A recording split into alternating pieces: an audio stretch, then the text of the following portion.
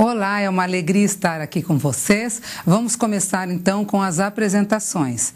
Eu sou a Laura, professora Laura, sou professora de arte e a nossa disciplina é Arte, Educação e Música e nós teremos, e a aula de hoje, o tema da nossa aula de hoje é Arte, uma linguagem universal.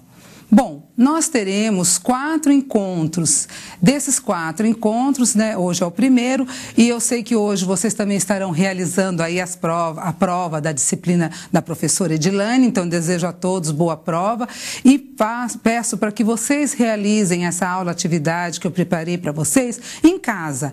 E voltem a assistir a teleaula número 1, porque eu sei que hoje a preocupação de vocês está lá na prova, com a prova da Edilane. Bom, gente, então nós vamos iniciar nossa aula assistindo a um vídeo. Em seguida eu volto.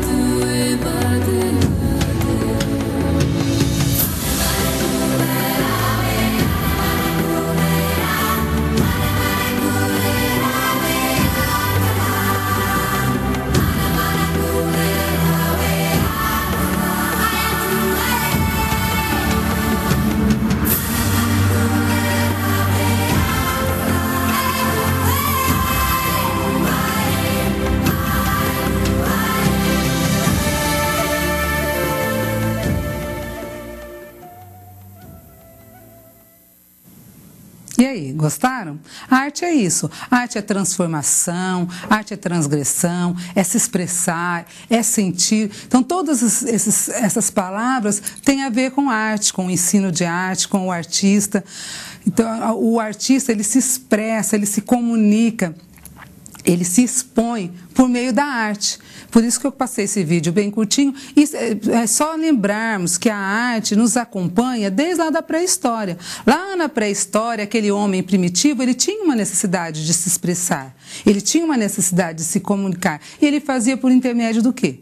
Da arte. Então, por intermédio da arte, ele fazia suas pinturas rupestres na parede das cavernas. E essa necessidade de compreender a natureza, de interpretação, seja por magia, existem tantas teorias em relação às pinturas rupestres, seja por magia, seja para mostrar aquela civilização que por ali passou, seja para se expressar, para se comunicar, uma coisa é certa. A arte ela esteve presente desde a pré-história, acompanhando o homem até a contemporaneidade. Portanto, ela é extremamente importante, principalmente no contexto escolar. Bom, nós vamos começar analisando uma charge, em seguida a gente vai comentar um pouquinho sobre ela. Então, vamos para a tela. A charge se chama aula de arte, E começa ali, no primeiro quadrinho, Amanhã vou dar uma aula de colagem com elementos naturais. Então, provavelmente, vai dar uma aula, deve ser uma professora, e ela está ali mentalmente planejando a aula dela, Coisa que a gente faz muito, E pensar em trabalhos com elementos naturais, folhas secas, pedrinhas, cascas de árvores, Vou mostrar aos alunos obras de arte de Franz Kreuzberg. Franz Kreuzberg é um artista plástico, que além do seu trabalho plástico, que é muito bonito, é belíssimo, também tem um trabalho relacionado ao meio ambiente, que é uma denúncia ao desmatamento, às queimadas, Ele faz obras tridimensionais com restos de troncos que foram queimados, de árvores que foram cortadas. Daí ela está pensando aqui, vou levá-los ao museu. Então ela vai propor uma atividade prática, vai articular com um artista plástico, vai levar os alunos no museu. No outro dia na escola, você que é de artes ficou encarregada de enfeitar a nossa festinha. Daí eu faço um questionamento. Você já viu alguma cena semelhante a essa? Como foram suas aulas de arte? Eu vou dar um tempinho para que vocês me respondam e já eu volto.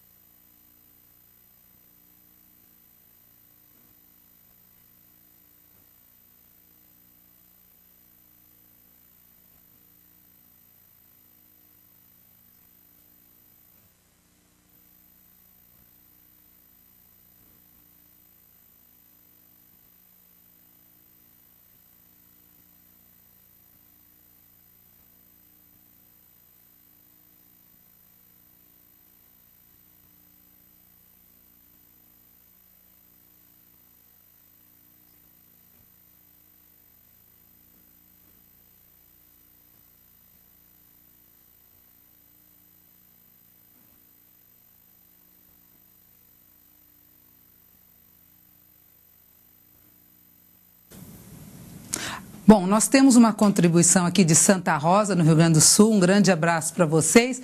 Eles estão falando o seguinte: desenho pronto para pintar, algo semelhante. Uma professora disse hoje que teve uma aula de artes, o tema meio ambiente. Eu não entendi direito o que quis dizer.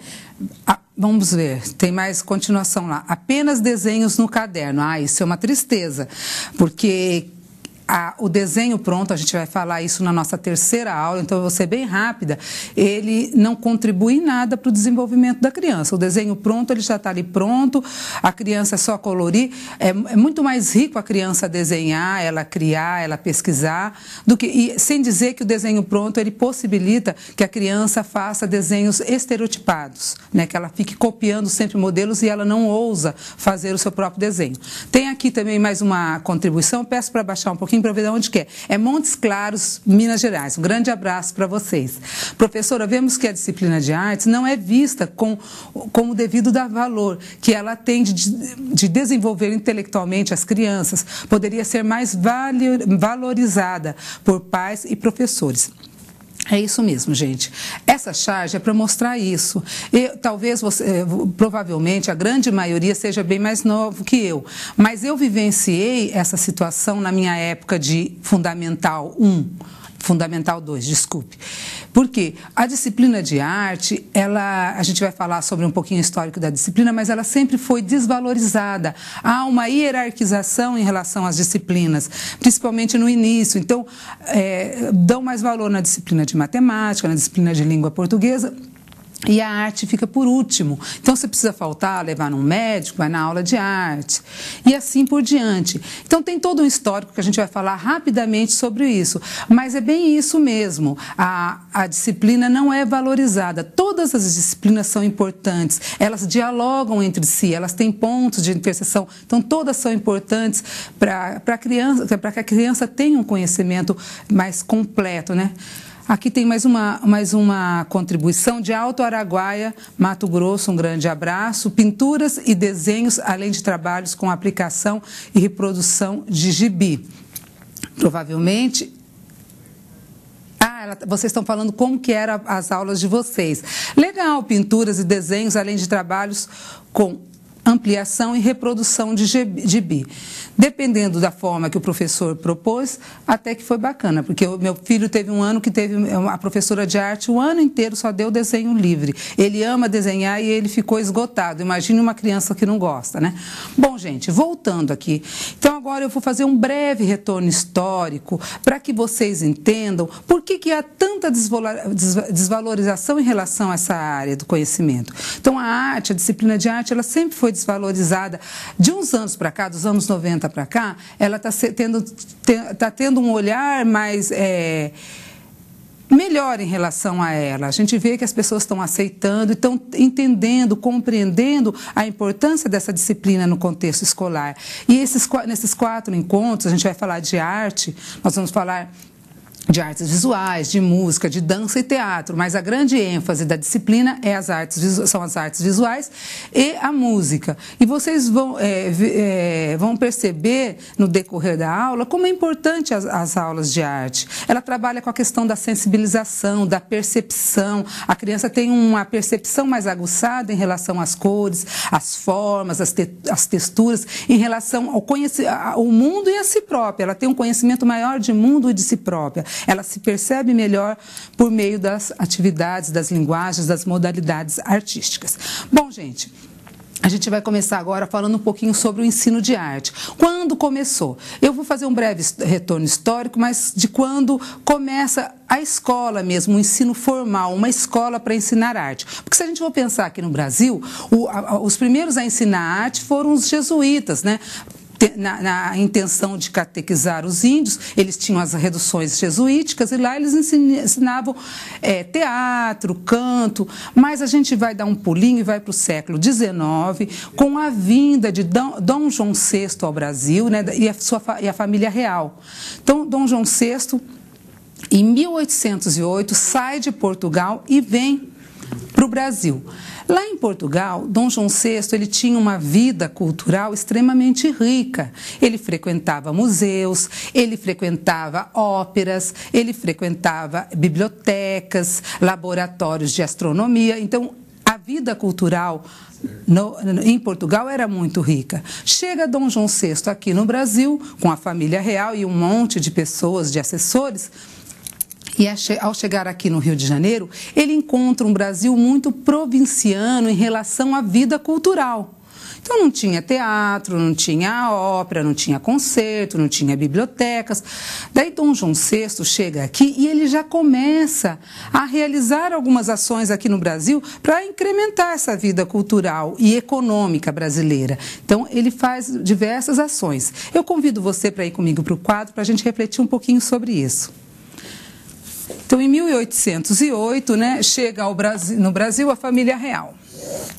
Chegaram aqui com 14 navios, além da família real, vieram centenas de funcionários, criados, assessores, pessoas ligadas à corte portuguesa. Trouxeram também muito dinheiro, obras de arte, documentos, livros, bens pessoais e outros objetos de valor.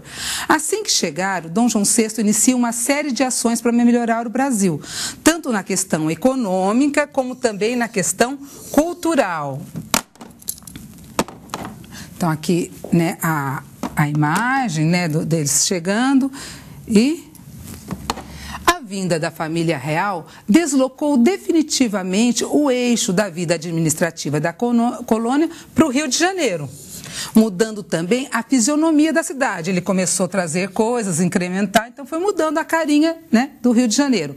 Entre outros aspectos, esboçou-se aí, desenhou aí uma vida cultural. Em setembro de 1808, século XIX, veio a público o primeiro jornal editado na colônia. Então, o que o jornal dizia em relação ao Brasil? Abriram-se teatros, bibliotecas, academias literárias e científicas. Então, vocês percebam que Dom João VI chega e ele já começa a mudar a fisionomia da cidade. E uma das ações de Dom João VI foi convidar um grupo de artistas, arquitetos, aquarelistas, pintores, para vir ao Brasil para fundar uma escola de arte que se chamaria Academia Imperial de Belas Artes, que depois da proclamação da República torna-se Escola Nacional de Belas Artes. Então ele convida esse grupo é formado mais ou menos por uns 40 artistas, pintores, aquarelistas. Há controvérsia em relação a esse convite. Uns falam que eles vieram fugidos de Napoleão e tal. Mas, enfim, chegaram. Dom João VI chega aqui em 1808. Esse grupo vai chegar ao Brasil em 1816, 8 anos depois. A convite de Dom João VI, ou não, enfim, eles chegam aqui para fundar essa escola e para serem professores dessa escola de arte. Então, eles seriam professores. E esse grupo, ele contribuiu muito, e principalmente dentro desse grupo tem a figura de um aquarelista extremamente importante, que é Jean-Baptiste Debré. O Debré ele foi importante não só pelo valor expressivo das suas aquarelas, do valor pictórico, mas também pelo valor documental. Por quê? Porque esses artistas, e em destaque o Debré, eles retratavam o cotidiano do Rio de Janeiro, o dia a dia, os escravos em momentos de lazer, os escravos em momentos de castigo, a flora, a fauna. Então, esse trabalho teve um valor muito grande documental para que os historiadores entendessem, compreendessem, um material a mais para que eles compreendessem e construíssem aquela história naquela época do Brasil colônia. Bom, essa escola, essa Academia Imperial de Belas Artes, ela só vai ser construída e vai começar 10 anos depois, em 1826. Vamos para a tela para conhecê-la?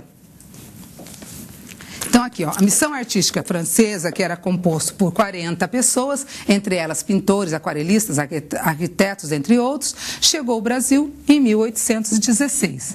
A tarefa desse grupo aqui era fundar a Academia Imperial de Belas Artes, na qual eles atuariam como professores e poderiam aprender artes e ofícios artísticos. Então, aqui está a fotografia da Academia Imperial de Belas Artes. Bom, gente, como eu falei, é um breve retorno histórico, E como chegou no final do século XIX, não, eles fundaram no final, não, no meio do século XIX, e a Academia Imperial, naquela época, pensando no ensino de arte, ela iniciou-se nos moldes da escola tradicional, onde o professor era o dono do saber, o aluno recebia tudo passivamente. E pensando no ensino de arte, o foco, a grande ênfase era no desenho de observação, no desenho vivo, onde os alunos deveriam pintar e o que valia nesse processo era o produto final. O que os professores iam avaliar? Eles não iam avaliar o processo, se o aluno se envolveu, se no início ele era pior, depois ele melhorou, nada disso. Era o resultado final. Então, quanto mais preciso, mais limpo o trabalho, melhor seria. A nota seria em cima disso. Então, depois, lá no século XX, o ensino de arte passa nos moldes da escola nova, onde o centro é o aluno, o que valia é a expressividade do aluno, o professor era um mero observador, o aluno que conduzia a aula, as coisas, o trabalho era em grupo, ao contrário da tendência tradicional, o que valia agora na escola nova, pensando em arte, no ensino de arte, era todo o processo. Independente do resultado final. Se o aluno tinha se envolvido, como que foi o seu processo de criação, como que ele fez. E como essas aulas eram muito abertas, porque era o aluno que mais ou menos conduzia, pensando no ensino de arte, se tornou um espontaneísmo, um fazer por fazer, um laissez-faire. E o que aconteceu? As aulas eram muito soltas e por isso os professores acabavam não fazendo seu planejamento. Daí, mais para frente, nos anos 70, o tecnicismo, onde era tudo voltado para o mercado de trabalho, tudo muito técnico, sempre pensando na arte como um produto utilitário. E se vocês forem pensar, nos dias de hoje, nós ainda encontramos professores que trabalham o ensino de arte nos moldes da escola tradicional, professores que trabalham o ensino de arte na escola, nos moldes, né, da escola nova e o ensino de arte nos moldes da escola tecnicista. Então, a gente encontra aquele professor que quer que o aluno faça, que acha que se ele pintou o céu laranja, está errado, porque o céu é azul, a grama é verde, que tem que copiar igualzinho, só tem que copiar, né? Tem aquele que só dá o desenho livre, como eu falei do meu filho no início, tudo muito solto, não faz planejamento, e tem aquele que só fica pensando, eu vou fazer um potinho, um porta-treco, agora eu vou fazer uma sacolinha para guardar, sei lá, guardanapo, agora eu vou fazer, só pensando em coisas utilitárias. E a gente vai falar hoje um pouquinho sobre a proposta contemporânea do ensino de arte. Bom, gente, e nos anos 70 surge o complemento educacional, educação artística. Ela não era uma disciplina, era um complemento educacional. Então, não que eu esteja fazendo apologia à reprovação, mas como não era uma disciplina, não reprovava, daí acontecia aquilo que nós vimos na charge. O aluno tinha que ir ao médico, ele ia na aula de arte. Ele tinha que faltar, era na aula de arte. Ele ia ter uma reunião importante na escola, era na aula de arte. Então, sempre assim, as pessoas minimizavam essa disciplina em relação às outras. Bom, em 71 surgem as primeiras faculdades de arte no Brasil. Daí a demanda é muito grande para se formar professores de arte. E essas faculdades, elas eram de 2 anos apenas e elas eram extremamente técnicas. O que acontece? É uma coisa que até hoje, infelizmente, acontece. Não tinha o professor de arte, um professor, pensando de 6º ao 9º ano, um professor de outra área do conhecimento, de outra disciplina, vinha e ministrava. Por melhor que fosse a intenção desse professor, por mais esforçado que ele fosse, ele não tinha embasamento teórico. Daí as aulas ficaram muito fragmentadas, cada dia ficava só em torno de fazer, de produzir atividades, não tinha um momento de reflexão, não tinha um momento de contextualização histórica, as aulas fragmentadas, e houve um grupo de arte educadores que se incomodaram com isso. Então, eles se encontravam em congressos, eles se encontravam em seminários, eles conversavam entre si e aquilo foi incomodando eles. E esse movimento chamava-se arte-educação. E eles começaram a trabalhar para que esse complemento educacional se tornasse disciplina. E daí, em 96, com a Lei 9394, 9495/96, os parâmetros, são lançados também os parâmetros curriculares, e lá, e com a lei, né, a antiga educação artística torna-se disciplina obrigatória em toda a educação básica. O que é isso? Educação infantil, fundamental 1 e 2 e ensino médio. Vamos para a tela para a gente verificar um pouquinho sobre essa lei. Finalmente, nos anos 90, a disciplina de arte, a antiga educação artística, é reconhecida como disciplina, então isso aqui é um passo muito importante, né, que consta na Lei 9394/96, dia 20 de dezembro de 1996, no seu artigo 26, parágrafo 2º, o que eles vão dizer? O ensino da arte constituirá componente curricular obrigatório nos diversos níveis da educação básica, de forma a promover o desenvolvimento cultural do aluno. Isso foi um entendimento muito bacana, né, das pessoas que construíram esse documento, de colocar que ele promove o desenvolvimento cultural do aluno. Que legal. Então, foi uma grande conquista.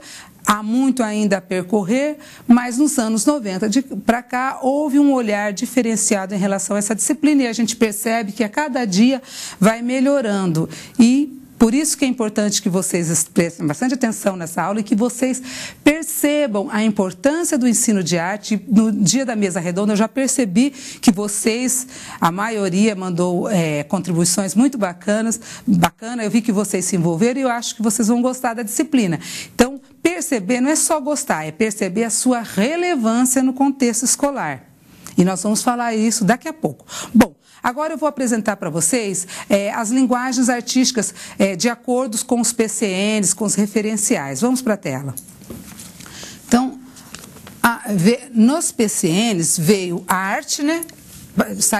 Passou de educação artística para a arte, e as linguagens são artes visuais, música, dança e teatro. Nós vamos ficar mais nessas, mas nós vamos também falar de teatro e de música. Só que, como eu falei para vocês, a grande ênfase são as artes visuais e a música. E daí eu já lanço uma pergunta para vocês, dou um tempinho e daqui a pouco eu volto. Vamos lá para a pergunta. O que você entende por artes visuais? Eu aguardo um tempinho, daqui a pouco eu volto.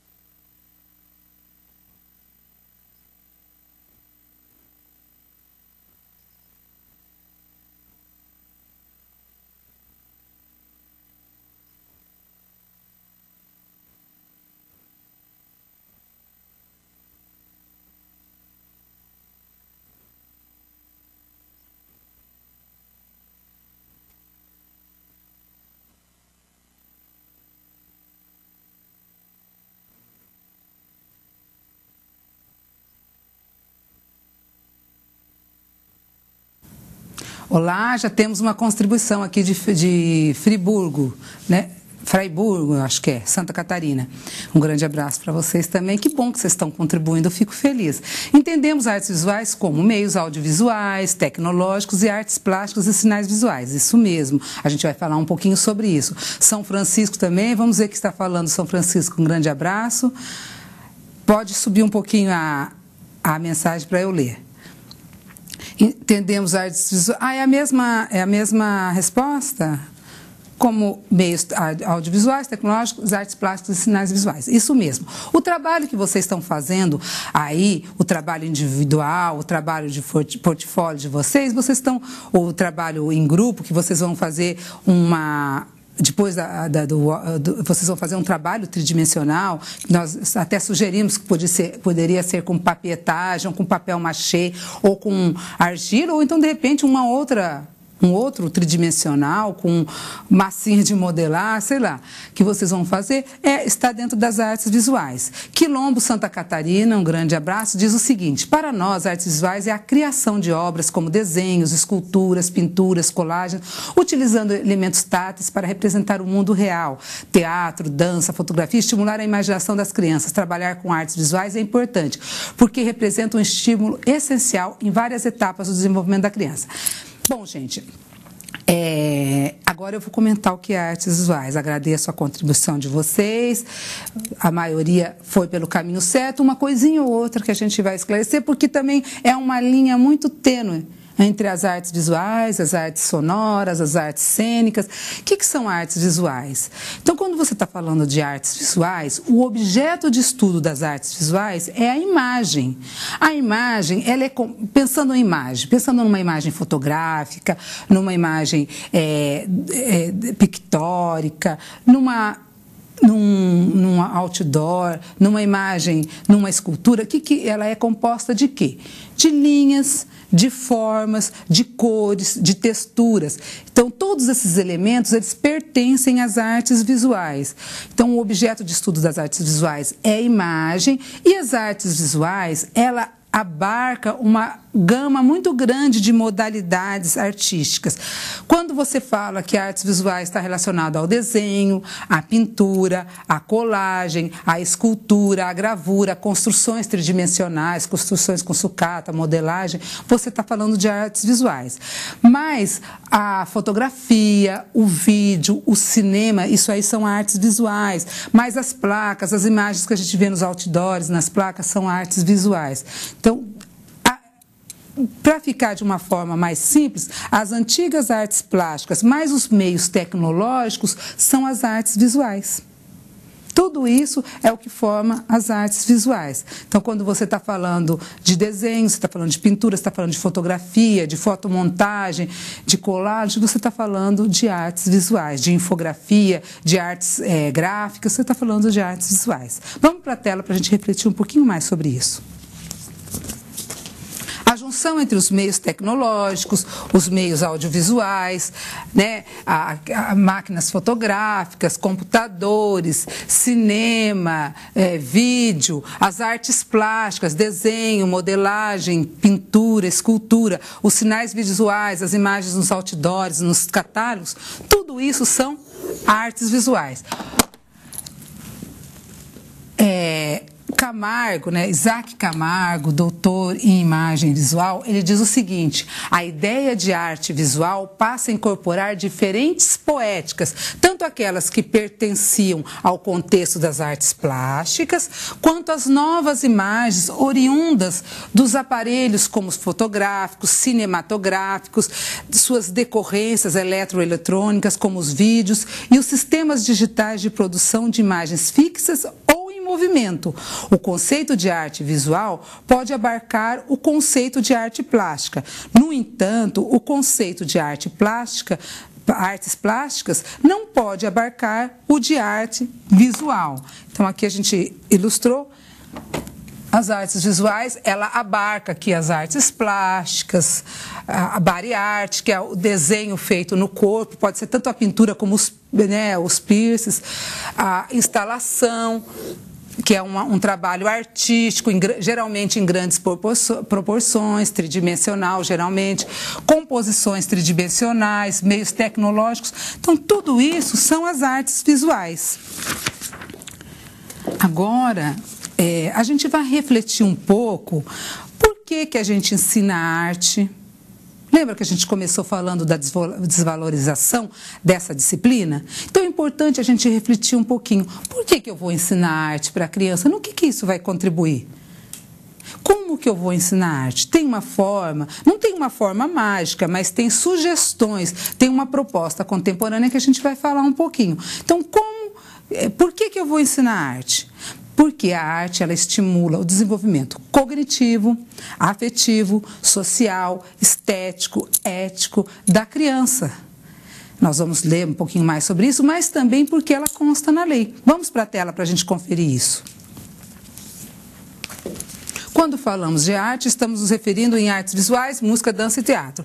Na Lei de Diretrizes e Bases da Educação Nacional, 9394/96, aprovada em 20 de dezembro de 96, diz que o ensino de arte constituirá, nós já vimos isso, né, componente obrigatório, porque ele possibilita, ele promove o quê? O desenvolvimento cultural da criança. Então, a gente vai ensinar arte porque é lei. Se é lei, é um direito da criança. Mas também não é só porque é lei. É limitada a experiência de uma pessoa que não tem contato nenhum com a arte. Porque a arte, ela estimula o desenvolvimento cognitivo, social, estético, ético, afetivo, enfim. Como professora, que estive muitos anos em sala de aula, 16 anos em sala de aula, eu sempre comento, quando eu comecei com a educação infantil. Comecei com a pré-escola, depois alfabetizei, passei por todas as séries, tanto do Fundamental 1 como do Fundamental 2. Então, eu posso dizer isso com bastante propriedade.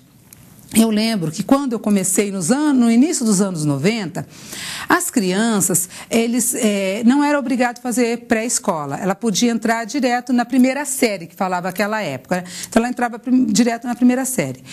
E o que eu percebia quando eu estava lá na primeira série como professora alfabetizadora? Que havia uma diferença muito grande naquela criança que passou pela pré-escola e aquela criança que veio direto.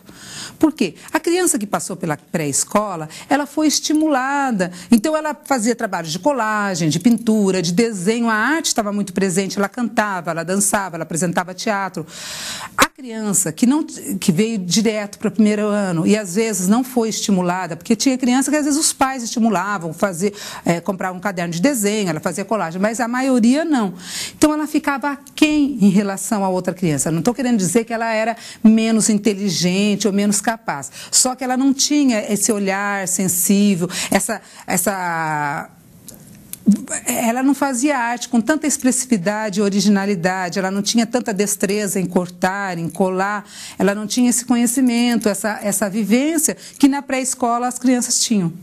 É lógico, com o tempo a gente ia estimulando tudo, e a escola tem que pensar muito nisso, que infelizmente, enquanto ela está na educação infantil, é muito rico a parte artística. Quando ela chega na escola, começa a vir aquela obsessão, tanto dos pais como dos professores, eu quero alfabetizar, tem que alfabetizar.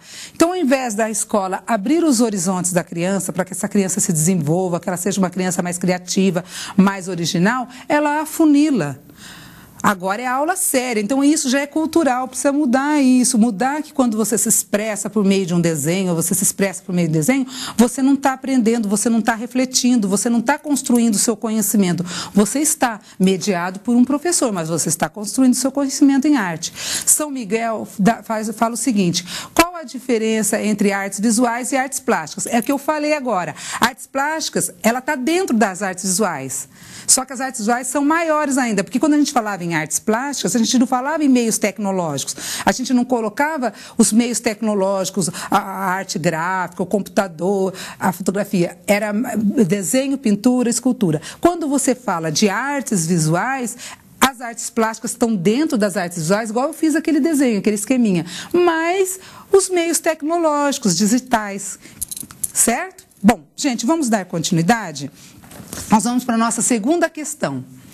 Que contribuições, vamos lá para a tela, que contribuições a arte traz para o desenvolvimento da criança? Bom, ao trabalhar com arte, a criança é estimulada a fazer investigações, experimentações, trabalhar da forma correta, né, gente? Comparações, porque aquela professora que deu o ano inteiro o desenho livre, ela não possibilitou isso.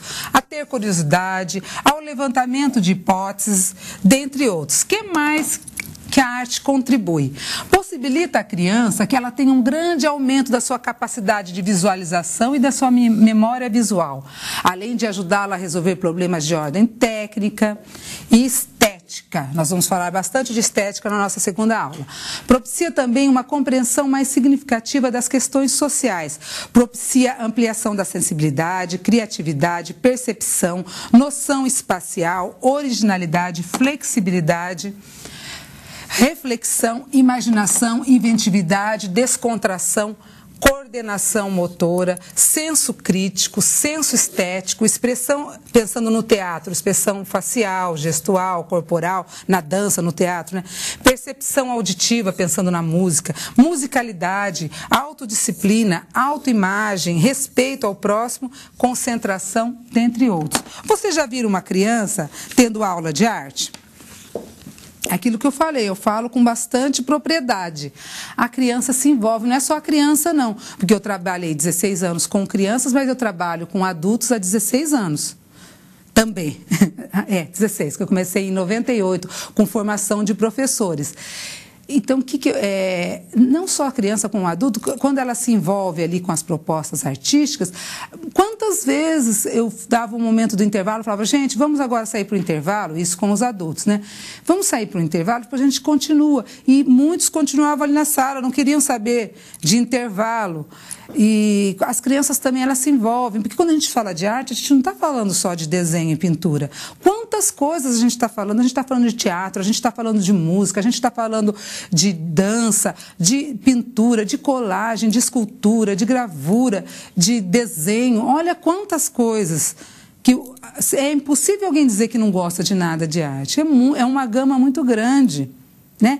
Pode até ser que não goste, mas é uma minoria. As crianças gostam muito, as aulas de arte a gente consegue trabalhar bem bacana e há um envolvimento muito grande das crianças e essa criança ela se torna mais sensível. Quanto mais você trabalha com propostas artísticas, mais trabalhando de uma forma adequada, mais possibilidades essa criança tem de refletir sobre as formas, as cores, as texturas da natureza, mais sensibilidade ela vai ter em relação à arte, ela vai ter um olhar estético, mas provavelmente terá experiências estéticas em relação à vida, à arte, aos objetos, né, as coisas, as situações.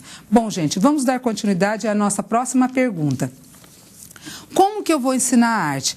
Para mim, essa parte é a parte mais importante da minha disciplina. Como que eu vou ensinar a arte? Eu vou articular eixos ou campos conceituais.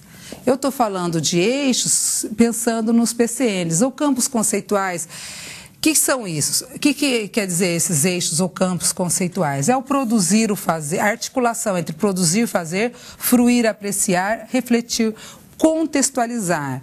Então, os parâmetros, eles se basearam numa arte educadora que chama Ana May Barbosa, e na sua proposta triangular. A Ana May, ela traz uma proposta que pede para que articule o produzir, fazer, a apreciação estética e a contextualização histórica. Então, o que é esse produzir, fazer, apreciar e refletir? É você possibilitar aos seus alunos que, em alguns momentos, ele produza. A arte não existe sem a produção, sem você materializar. Não adianta você pensar num desenho, não adianta você pensar numa escultura se você não materializá-la. O produzir é importante, o fazer, importantíssimo. É importantíssimo fazer desenho, colagem, para a criança trabalhar a questão do espaço, de ampliar o desenho, de reduzir, de cores, de percepção, de perspectiva. É importante, de extrema relevância a parte do produzir, mas ela fica pobre se ela ficar só nela mesma, só no produzir por produzir, fazer por fazer. Então o professor possibilita um momento de apreciação estética, levando a criança no museu, numa galeria de arte, num concerto musical, num espetáculo de dança, num espetáculo de teatro. Não tem possibilidade de levar? Traz para a escola, mostra por meio de vídeo, traz o catálogo da exposição, comenta com as crianças. Então um momento de apreciação, de fruição. A palavra fruir vem da palavra usufruir, é você oportunizar teu aluno a ter contato com manifestações artísticas diversas. E no fazer e no fruir, ele vai também refletir. E o professor vai contextualizar. tal obra foi feita por tal autor, em tal época. Lógico que essa contextualização, nós estamos falando da educação, do ensino fundamental 1 e da educação infantil.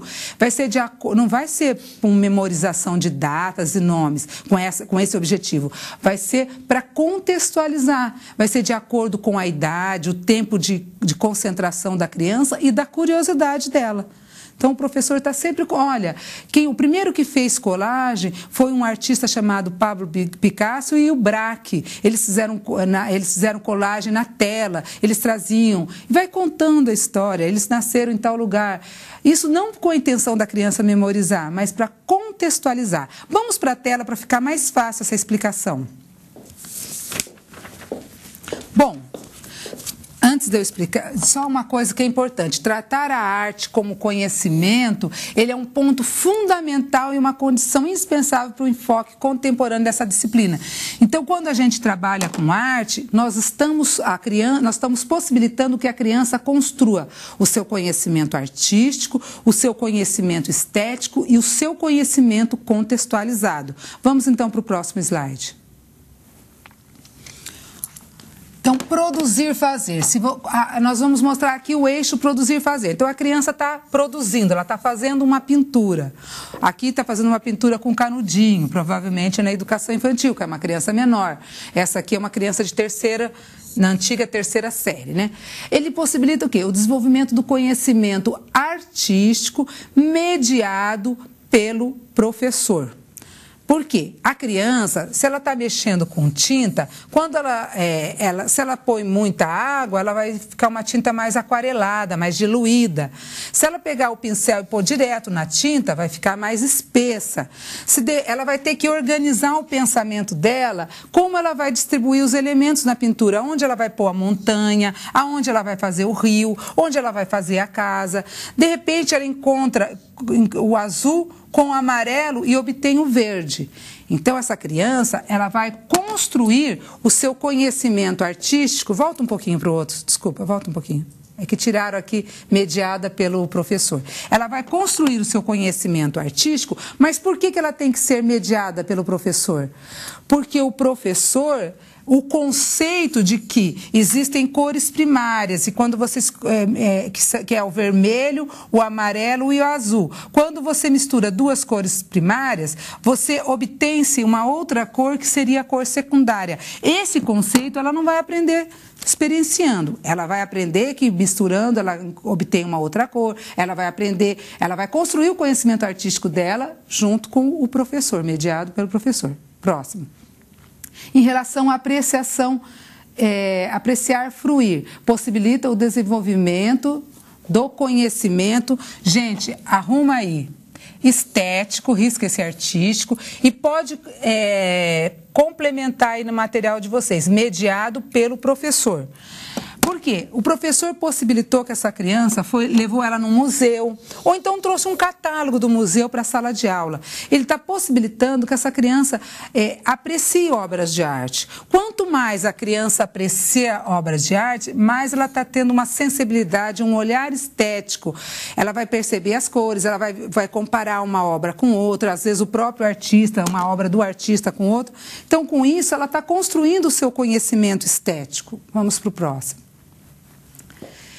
E aqui está certo, ó, gente. Todos vocês têm que colocar assim, refletir, contextualizar. Possibilita, com a mediação do professor, a construção do conhecimento contextualizado. Então, quando a criança ela está fazendo o desenho, ela não vai falar, agora eu vou fazer, agora eu vou apreciar e agora eu vou refletir. Não, ela está fazendo, ela já está pensando que a tinta ficou mais espessa porque ela não pôs água, ela já está pensando que ela misturou duas cores, ela já está refletindo, ela já está pensando como ela vai organizar o trabalho dela, onde ela vai pôr os prédios, onde ela vai pôr o sol, enfim. E quando a criança, quando ela foi lá no museu e ela está olhando duas ou mais obras, ela também está refletindo, ela está fazendo analogias entre uma obra e outra. Quando o professor está contextualizando, ela está refletindo. Então, a arte, dentro da proposta triangular de Ana May Barbosa, ela possibilita essa articulação dos eixos. Tem uma ordem certa? Não tem. Você pode começar com a apreciação estética, você levou as crianças numa galeria de arte, ou então levou elas num concerto musical, ou numa apresentação de teatro ou de dança. Depois você pode pedir para que eles produzam, depois você contextualiza, você faz ligações. Então você pode começar com a produção, depois você possibilita a apreciação e a criança está refletindo e você contextualiza. Lá no museu vai ter um monitor que ele vai falar um pouquinho sobre a obra. Então está sempre sendo contextualizada. É mais completa. Não é aquela aula fragmentada que cada dia é uma coisa diferente. Não, é uma aula onde você vai pegar um artista e vai trazer lá para o contexto da sala de aula e vai levar os alunos lá para o contexto do artista, mas de uma forma assim, equilibrada, não com aquele objetivo de memorização de datas, não com aquele objetivo de despejar toda a história da arte, a criança do Fundamental 1. Então você vai contextualizar, olha, tal artista fez tal obra, ele era de São Paulo, o que inspirou a fazer isso foi fulano de tal, ele tinha um tio, os materiais que ele utilizou foi tal, de repente você acha que já terminou e a criança pergunta mais uma coisa, você vai, de acordo com a curiosidade dela, com o tempo de concentração dela, você vai contextualizando. Então, as aulas são muito mais completas. Bom, gente, nós temos um vídeo agora que vai falar um pouquinho sobre a Ana May e o ensino de arte. Daqui a pouquinho eu volto. Olá! Como você já percebeu anteriormente, a trajetória do ensino da arte é ampla e essa história conta com a contribuição de importantes personagens. Uma das principais é Ana May Barbosa. Certamente, você já ouviu esse nome, principalmente no que diz respeito à proposta triangular do ensino da arte. Mas quem será essa figura que tanto mencionam? Ana May Barbosa é professora de arte nascida no Rio de Janeiro, uma das pioneiras da arte-educação no país e a primeira professora brasileira com doutorado em arte-educação pela Universidade de Boston, em 1977. É autora de diversos livros sobre arte e educação, professora aposentada da pós-graduação da Escola de Comunicação e Arte da Universidade de São Paulo e ainda disputada como orientadora de mestrandos e doutorandos.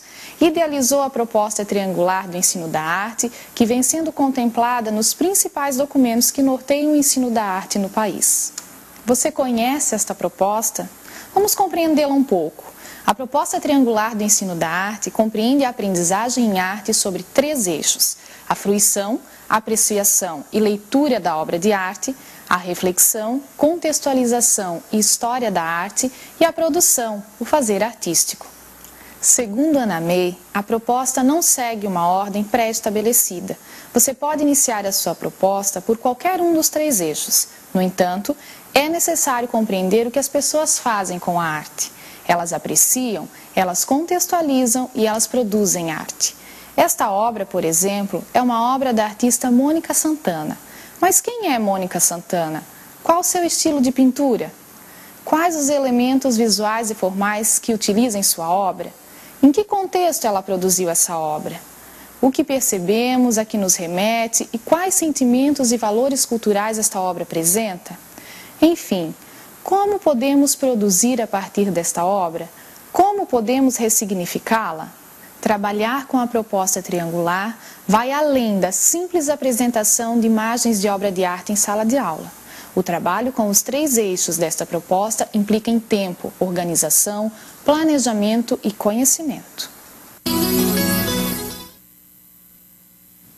Bacana, né, gente? É isso. Então, é uma proposta completa que entende a criança na sua integralidade e que valoriza o ensino de arte, que possibilita com que as pessoas percebam que o ensino de arte não é só você ter habilidade para fazer desenho ou para fazer pintura. O ensino de arte é para todo mundo. Se fosse assim, e os que não têm habilidade para o desenho, para a pintura, como seriam? Então, o ensino de arte é isso mesmo, para você refletir, para você pensar, para você ter um olhar mais sensível em relação ao mundo, às pessoas, um olhar mais, um olhar estético, para que você seja mais aberta em relação a questões sociais, em relação a preconceito.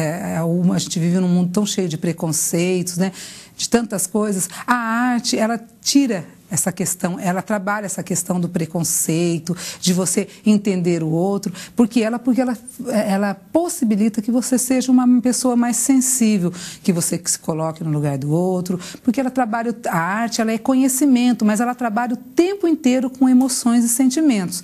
Então isso é uma coisa que tem que ficar muito claro. A arte mexe com emoção e sentimento o tempo todo, mas ela é conhecimento. Aquele homem primitivo lá nas cavernas, ele construiu o seu conhecimento em arte e passou para o seu filho, que passou para o seu filho, que passou para o seu filho. E assim chegou até a contemporaneidade. Então, perceber a arte como uma área do conhecimento tão relevante como as demais e necessária no contexto escolar. Bom, gente, a arte está muito presente no dia a dia das crianças. A criança, para realizar a arte, ela não tem tempo quente. Se ela não tem lápis de cor, ela pega o batom da mãe, ela pega a canetinha, ela risca o sofá, ela risca a parede, ela se expressa. Por quê? Porque a arte é muito presente na vida da criança, ela tem uma necessidade muito grande de se expressar. Então vamos para a tela para a gente refletir um pouquinho sobre essa questão. Independente do suporte. Então, ali, a gente põe aqui, criança adora fazer arte. Quando eu coloco, eu sempre gosto de trabalhar com essa frase, criança adora fazer arte. Porque quando você fala que criança adora fazer arte, você pensa em várias... Se nós fôssemos definir a palavra arte, ela tem um monte de definições, mas pensando em duas definições só. Eu fiz para que ela... Quando eu pensei nessa frase, foi para criar uma ambiguidade mesmo. Para você pensar na arte como aquela travessura que é inerente à infância, ligada à criança, e na arte como aquela realização humana de transformar, de criar, de mexer com o objeto, de se expressar, de deixar a sua marca ali. Então, eu pensei nessas duas coisas. Por quê? Porque tanto o artista como a criança, eles têm pontos em comuns. Eles são curiosos, eles gostam de modificar, eles gostam de criar, de transformar.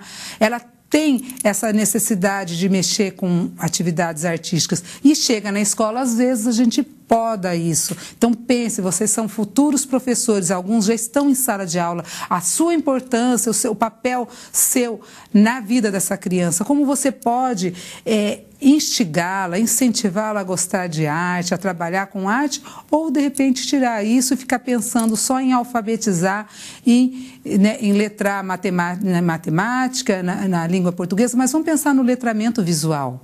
Vamos pensar nessa importância dessa alfabetização visual, né? A gente também alfabetiza visualmente. Quando você trabalha com arte, você está trabalhando muito com a questão da audição, da visão, da percepção, do sentimento.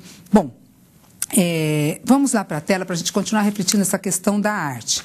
A criança, ela adora a arte e ela vai fazer a arte em qualquer suporte. Ela vai pintar o próprio corpo, ela vai desenhar na areia, ela vai desenhar no sofá da mãe dela. Por quê? Porque as artes visuais estão presentes na cultura lúdica da criança. Sendo assim, justifica-se na escola e nas instituições de educação infantil. Bom, gente, aquilo que eu falei, se a criança não tem lápis de cor, ela vai pegar o batom e vai pintar a parede. Então, ela vai utilizar a parede como suporte. A criança, se ela não tem um papel, ela vai... O que são suportes? Suporte é a base ali onde ela vai fazer o trabalho dela. Ou ela vai fazer na areia, ou ela vai fazer no papel, ou ela vai fazer no sofá da mãe dela. Onde ela fizer essa pintura, esse desenho, ou ela vai criar uma modelagem, ela vai utilizar o que estiver na frente dela como suporte. Vamos lá para a tela para a gente continuar essa reflexão. A criança, assim como o homem primitivo, também faz seus registros, né, no suporte que estiver a seu alcance. Ela deixa suas marcas, ou melhor, seus desenhos no suporte que estiver disponível. Parede, corpo, chão, sofá, papel. Com isso, podemos constatar que as artes visuais permeiam o dia a dia da criança. Por que as artes visuais permeiam o dia a dia da criança? Por quê? Porque se a criança estiver lá na praia, Eu sempre gosto de dar esse exemplo. E ela pegar uma varinha e ela desenhar na areia, ela está fazendo o desenho. O desenho não é uma modalidade das artes visuais, então ele está presente na vida dela, na infância, na cultura lúdica. Se ela pega e modela ali a areia e faz um castelinho de areia, a modelagem não pertence às artes visuais, então ele está presente ali. Se ela está brincando de casinha e constrói com tijolinho, com tampa de panela, hoje em dia não tem muito isso, né? Eu lembro que eu fazia fogãozinho de barro, ou então o menino constrói um carrinho com uma caixa de papelão, com uma tampa da mãe dele ali da cozinha.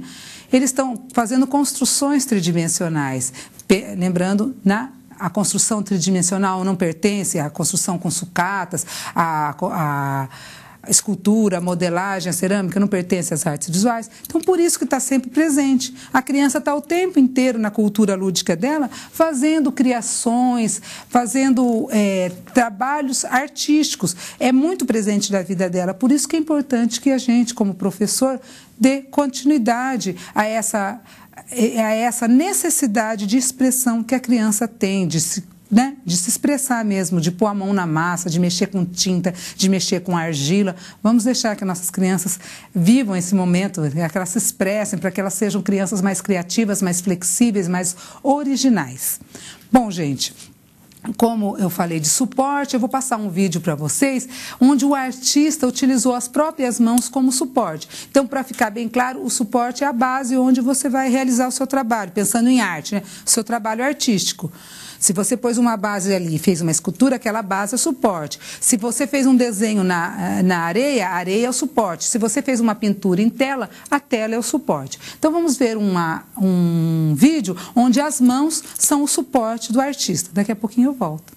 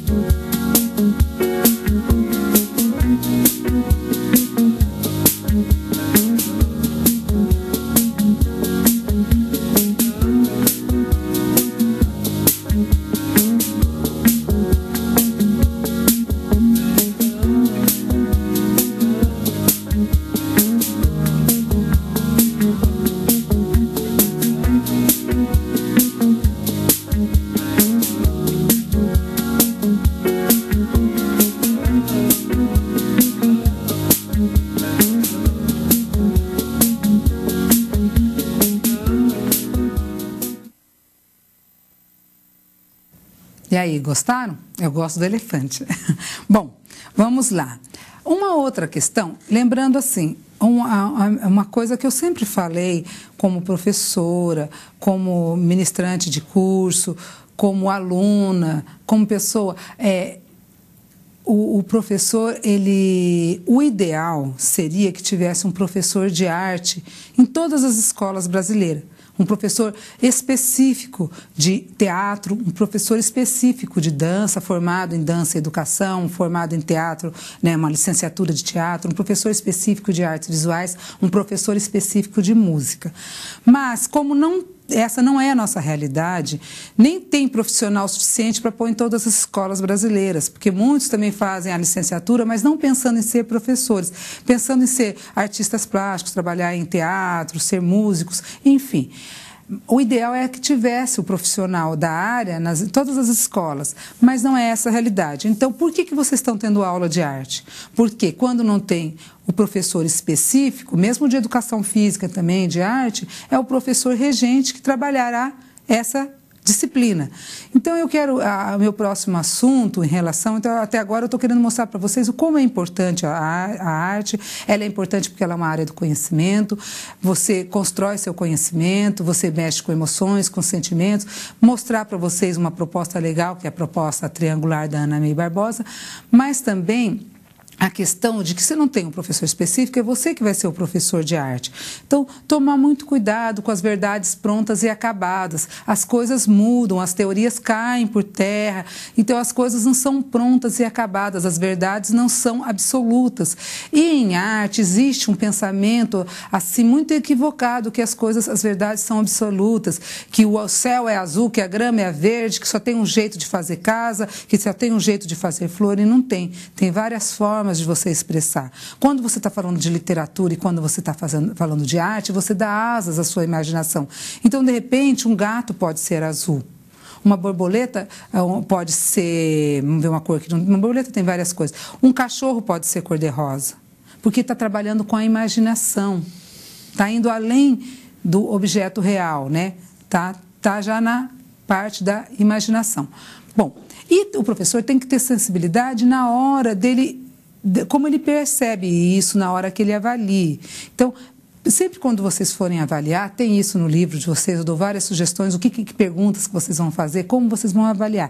Mas é importante que vocês vejam se o aluno entendeu a proposta que vocês lançaram, que vocês planejam, que tem objetivo, que tenha conteúdos, se ele entendeu, se ele se envolveu em realizar aquela proposta, sempre comparando ele com ele mesmo, se no início o desenho dele era assim, se ele melhorou no desenho dele, se ele explorou os materiais que ele tinha para explorar, como ele utilizou aquele espaço em que ele fez o desenho, ele utilizou o espaço todo, ele fez tudo num cantinho, ele fez miudinho, enfim, é isso que vocês vão avaliar. E tomar muito cuidado, perceber todo o processo, não olhar só o resultado final, igual era nos moldes da escola tradicional.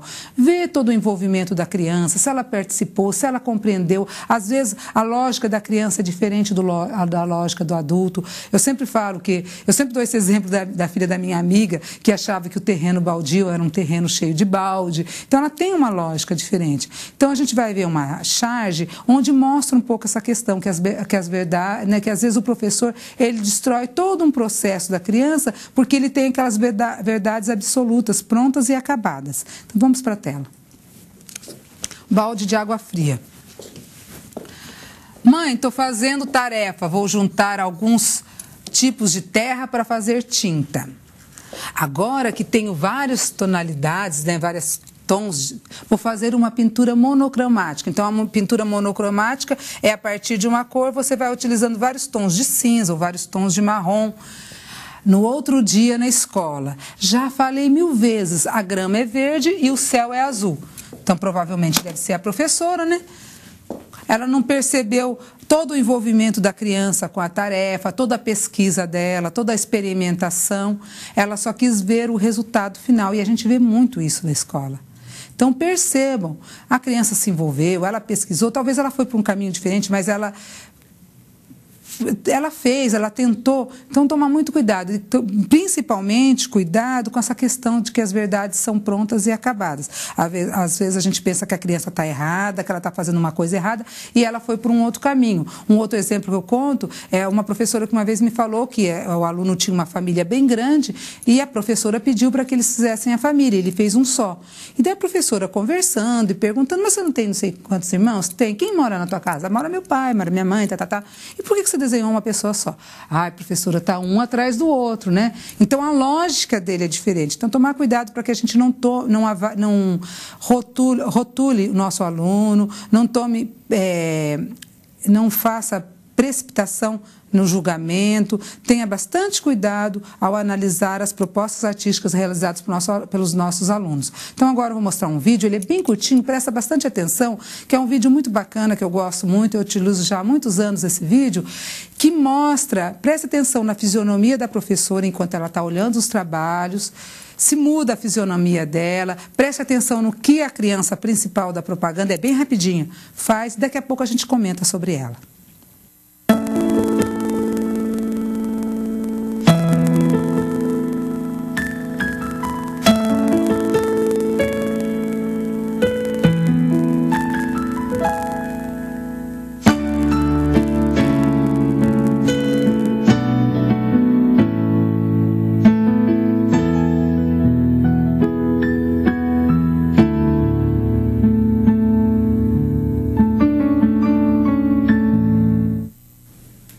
né? Eu não me canso de ver essa propaganda, eu me emociono. Porque você vê, a professora ela vem vindo naquele ar sereno, porque está tudo dentro do que ela quer que esteja, do que ela imagina que seja o certo. As crianças ali fazendo a paisagem, ela está com aquele aspecto sereno. De repente, é muito sutil a mudança de fisionomia dela, mas ela dá uma olhada tipo, epa, esse menino está escrevendo espelhado, tem algum problema. Ele está calcando o lápis, ele está segurando o lápis assim, está calcando, está escrevendo espelhado. Então, ela é muito sutil a expressão dela, assim, de alguma coisa está errado. E daí a criança vira, né, fica em alto relevo, escrito te amo, né, mãe, e é o dia das mães e ela entrega, te amo, né, ela entrega para a mãe dela, para a mãe é cega e sente em alto relevo, te amo. Então, é muito linda. E tem a ver com tudo isso que eu estou falando. Então, percebam a criança. Às vezes, ela não tem um problema. Às vezes, ela não pintou de preto porque ela é agressiva. Às vezes, ela não furou o desenho porque ela é agressiva. Às vezes, ela não, naquele momento, não interessava as cores para ela. Às vezes, ela não foi a última a pegar a cor, o lápis, e não sobrou lápis para ela. Às vezes, ela calcou porque ela está tão envolvida no que ela está fazendo que ela apertou o lápis, o desenho e furou. Então, toma muito cuidado. As verdades não são prontas e acabadas e absolutas. E sobre isso, eu vou mostrar para vocês na tela a sugestão de uma leitura, é só um pedacinho, que é bem bacana, que fala sobre isso. O livro chama-se, vamos lá para a tela para a gente ver. O livro chama-se O Frio Pode Ser Quente? Então, o título do livro é uma pergunta. Será que o frio pode ser quente? É da Jandira Massurne e as ilustrações é de Michele. Então, por que esse livro está perguntando isso? As coisas têm muitos jeitos de ser. Depende do jeito da gente ver. O comprido pode ser curto e o pouco pode ser muito. Então, por mais compridão que foi esse goleiro, a bola entrou. Então, e eles ganharam o campeonato aqui, ó. O campeonato, o jogo, 1-0. 1 é pouco, mas para o resultado de um campeonato, né, de um jogo, ele é muito, porque ele decide. Então, às vezes, depende de ângulo, da perspectiva que você vê. O fino pode ser redondo. Ó, isso aqui tem muito a ver com a aula de arte. A moeda ela é redonda, mas a moeda ela pode ser vertical, dependendo da perspectiva. Ela pode ser oval. Então, toma muito cuidado. Moeda oval, moeda vertical, está errado. Depende da perspectiva. Depende, né? Às vezes, dependendo do ano que a criança está, ela já tem esse olhar com a perspectiva. E daí eu lembrei do menino que pôs todas as crianças, né, a família dele atrás dele. E o fino e o doce pode ser amargo. Então, se você tiver de ressaca, nem sempre o bolo vai ter aquele sabor doce, né, que tem. Quem já se queimou num pedaço de gelo? Aqui está o título da história. O frio pode ser quente? Então o gelo não é tão gelado, mas fica com a tua mão ali no gelo para você ver se não queima. E sentiu muito frio depois de um banho quente? Bateu uma correntinha de vento e o frio está ali. Bom, deixa eu voltar aqui, depois a gente volta ali no slide. Então o que eu quis dizer? Que a gente tem que ter muita sensibilidade, muito cuidado, muita atenção na hora da gente propor as atividades artísticas, na hora da gente avaliar. Por isso que você tem que conhecer teu aluno, por isso que você tem que trabalhar. Geralmente, em projeto é melhor que você vê todo o envolvimento dele. Fazer, de preferência, um portfólio, onde você, lá naquele portfólio, você está vendo toda a evolução daquele aluno, né? Como que ele agiu, como ele fez, como ele era no começo do semestre, como o desenho dele, como a pintura dele ficou até o final do semestre, o que ele aprendeu em relação aos conceitos de arte, aos conteúdos que eram trabalhados. Tomar muito cuidado com essas verdades prontas, que a gente fala, que a gente acha que o céu é azul, o céu pode ser laranja, o céu pode ser cinza, o céu pode ser azul, o céu pode ser cor-de-rosa. Depende do horário. Se ele for um pôr do sol, ele tem várias cores. Se for um dia chuvoso, ele é cinza. Se for um dia ensolarado, ele é azul. E também, de repente, você põe de uma cor que você usou ali na tua imaginação. A arte, ela possibilita isso, você ir além, você fazer coisas que, às vezes, um dia uma pessoa falou, então eu vou ensinar coisa que é mentira, que não é verdade, vou fazer ele pintar uma árvore de cor-de-rosa.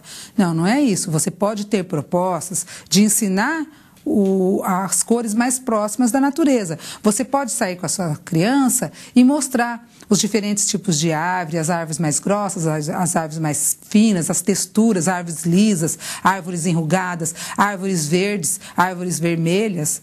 Às vezes está só com flor amarela, um ipê cheio de flor. A árvore não é sempre verde, marrom, ela pode ser cinza, pode ser amarelo, pode ser rosa, depende da árvore.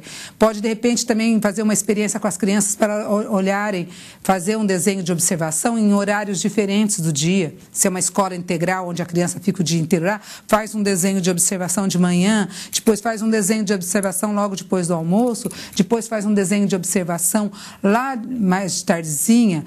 As cores não mudam dependendo do horário do dia. Isso já um artista impressionista, o Monet, fez essa experiência. Ele pintou uma catedral várias vezes, a mesma catedral, em horários diferentes. Então, dependendo do clima, do horário, as cores são diferentes. Por isso que a gente tem que tomar muito cuidado com essa história de verdade pronta e acabada. Bom, para concluir a nossa aula, a gente falou que a arte é conhecimento, que a arte mexe com emoções, com sentimento, como é importante a arte ali dentro da escola, no contexto escolar. E a gente vai falar uma outra coisa que é bem importante. A arte, ela possibilita, o ensino de arte possibilita o trabalho interdisciplinar. Se você, às vezes, eu sei que o professor tem essa angústia, eu também tive, de cumprir o conteúdo, porque ela tem um conteúdo que ele tem que cumprir no bimestre, no semestre, enfim, tem aquela angústia, e às vezes ele fala, eu estou atrasado em matemática, eu estou atrasado em geografia, então eu não vou dar menos aula de arte, eu vou trabalhar mais a questão da geografia, porque eu estou atrasado nos conteúdos, e às vezes ele deixa de lado a disciplina de arte, que poderia ser um elemento importantíssimo para o ensino de geografia, ou de história, ou de língua portuguesa. Do que eu estou falando? Eu estou falando da possibilidade do ensino de arte que tem de trabalhar de forma interdisciplinar. Então eu não consigo compreender, às vezes o professor ele trabalha de forma interdisciplinar, mas ele não tem consciência. Eu não consigo compreender um professor que está trabalhando um assunto e aquele assunto, ele deixa, por exemplo, ele está trabalhando ali o Franz Kreuzberg, que eu falei no início, lá da nossa charge. O Franz Kreuzberg é um artista plástico que trabalha toda a questão plástica, né, a questão visual. Ele faz esculturas, ele faz quadros em alto relevo, utilizando o quê? Ressignificando troncos que foram cortados, galhos de árvore que foram queimados. Então, ele faz os trabalhos plásticos dele assim. Então, ele tem o seu valor artístico, o seu valor plástico, mas ele tem um valor também relacionado ao ambiente. Por quê? Porque ele faz uma denúncia ao desmatamento, ele faz uma denúncia à queimada. Então, ele tem um trabalho. Como que o professor não vai utilizar isso, não vai trabalhar de forma interdisciplinar quando ele vai falar do meio ambiente, quando ele vai falar de você cuidar, não pisar na grama, de você não cortar árvores, de você cuidar da sua plantinha?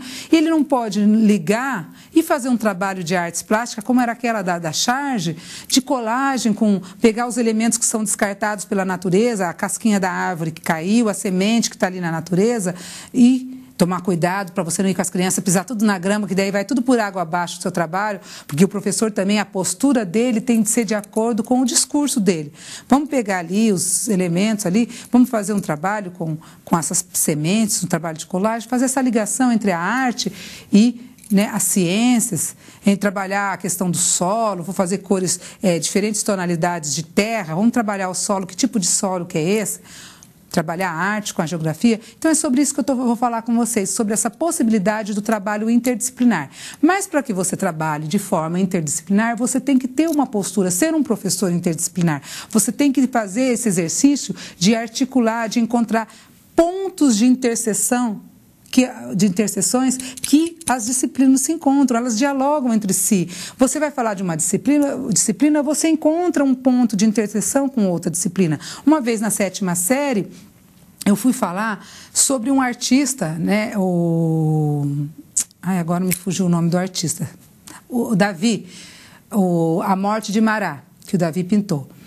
E daí, eles estavam aprendendo a Revolução Francesa, e ele foi um revolucionário, e o Marat, que ele pintou, foi um revolucionário que morreu na Revolução Francesa. E eu consegui fazer um trabalho interdisciplinar com um professor de História. Então, fazer essa ligação, fazer esse trabalho. Então, encontrar esses pontos de interseção. Lógico que eu tinha um objetivo no meu trabalho, o professor de História tinha um outro objetivo diferente, mas as crianças gostaram muito, eles pegaram o livro de História, eles mostraram, a gente conhece essa obra, e foram falando, e foi muito bacana. Então, vamos para a tela para a gente refletir um pouquinho mais sobre essa questão da interdisciplinaridade. A interdisciplinaridade tem como objetivo construir o conhecimento da totalidade.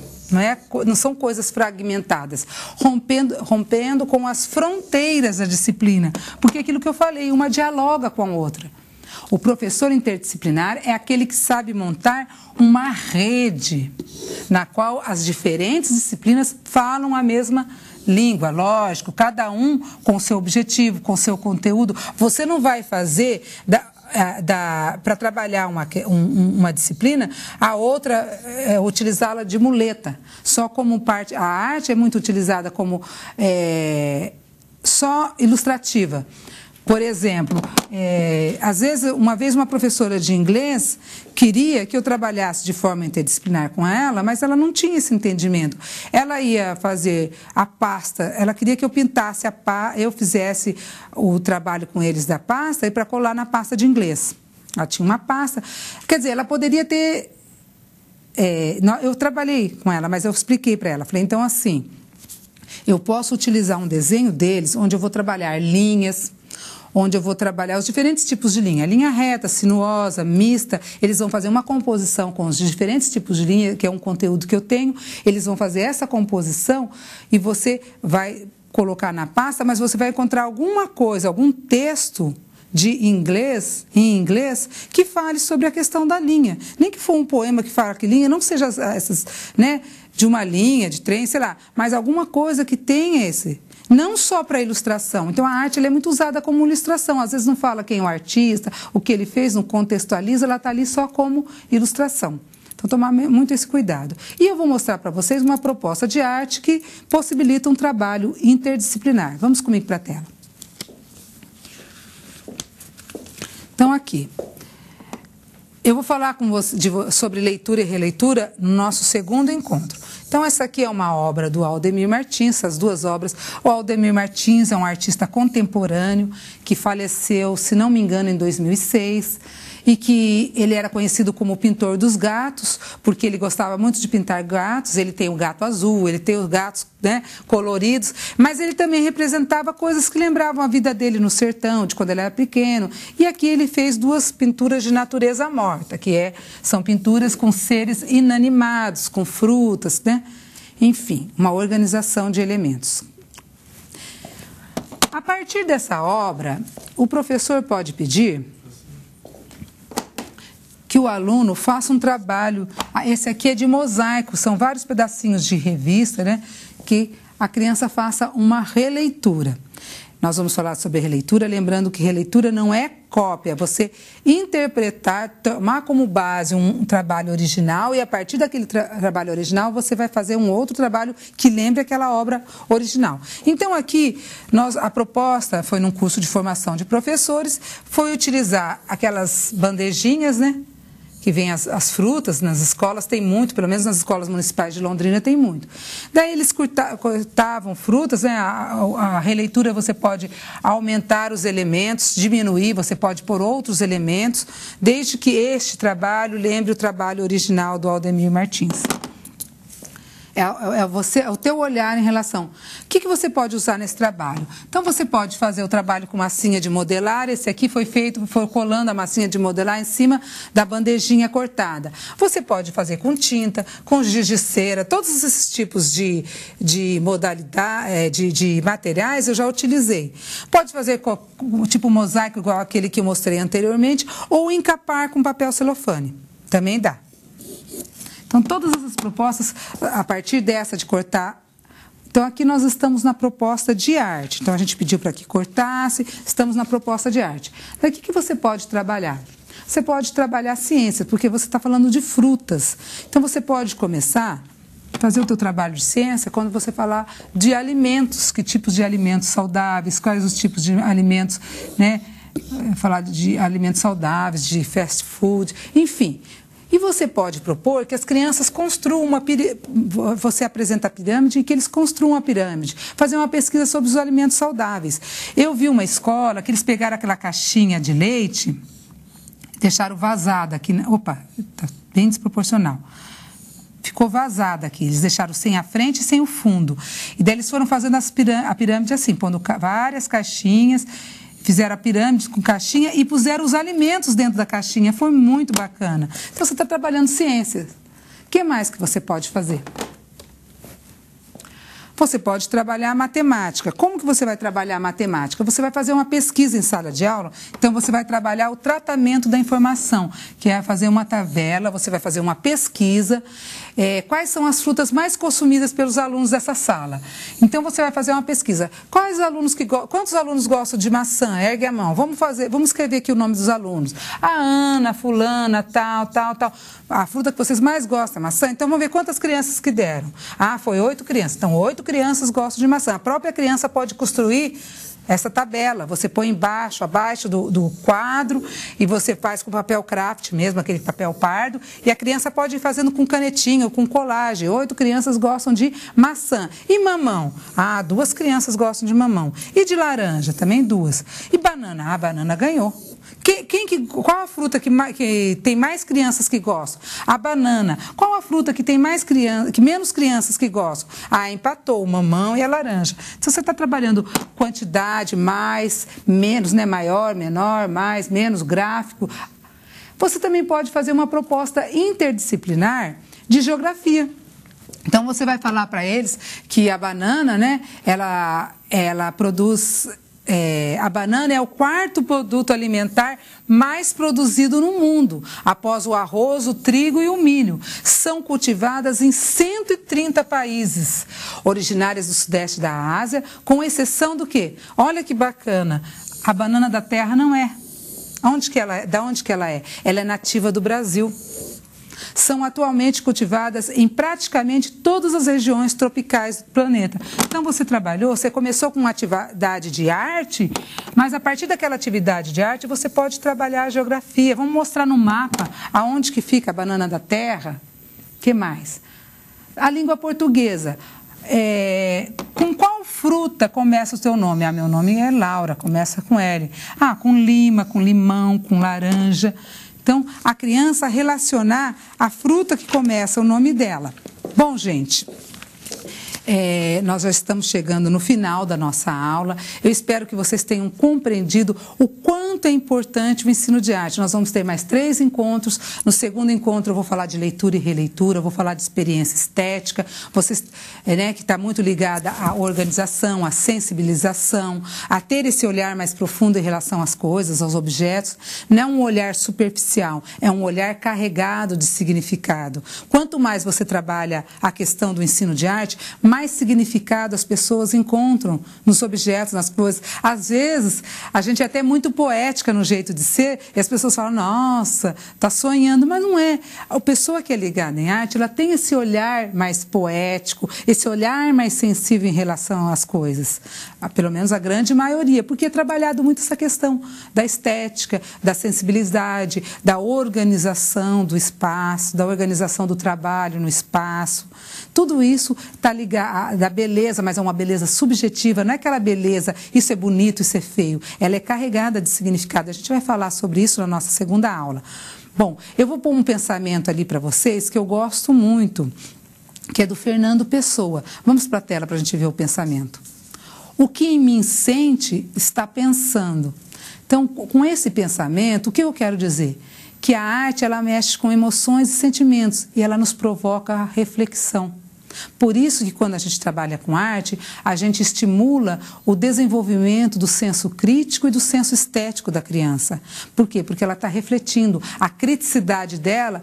Se você trabalhar de acordo com essa proposta, você pode trabalhar uma outra proposta, mas um trabalho mais completo, onde você faça uma roda de conversa, onde você contextualize aquele trabalho que ela está fazendo, onde você possibilite que essa criança conheça manifestações artísticas diversas, que ela aprecie os trabalhos que são feitos em sala de aula, dos colegas, que ela faça, reflete sobre o trabalho, o seu próprio trabalho, sobre o trabalho do colega. A gente vai falar sobre leitura do trabalho, mas também sobre o trabalho dos produtores de arte de uma forma geral. Então, para que vocês entendam o quanto é importante a disciplina de arte no contexto escolar e como é importante que a gente não tenha esses entendimentos equivocados em relação a essa área do conhecimento. Bom, gente, eu fico por aqui. Um grande abraço para vocês e até nosso segundo encontro. Boa prova a todos. Façam a tarefa em casa, hein? Até o nosso segundo encontro na próxima semana.